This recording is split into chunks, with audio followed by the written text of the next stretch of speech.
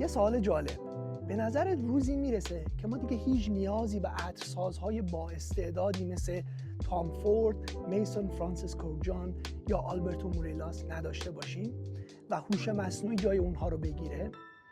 یه ویدیو رو نگاه میکردم چند وقت پیش که یکی از این عطرسازها ویدیویی ساخته بود و یکی از این عطرهای خوب ناسوماتو به نام بلک افغانا رو سعی کرده بود با هوش مصنوعی ببینه که آیا میتونه بسازه و در انتها هم مقایسه کرده بود و نتایجش خیلی جالب بود. اینکه هوش مصنوعی تونسته بود 55% تقریباً شباهت رو در بیاره.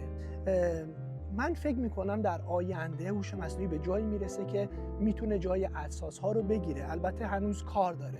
اگه میخوای لینک این ویدیو رو برات بفرستم، کلمه عطر رو برام کامنت کن همین پایین تا لینک یوتیوبش رو برات بفرستم.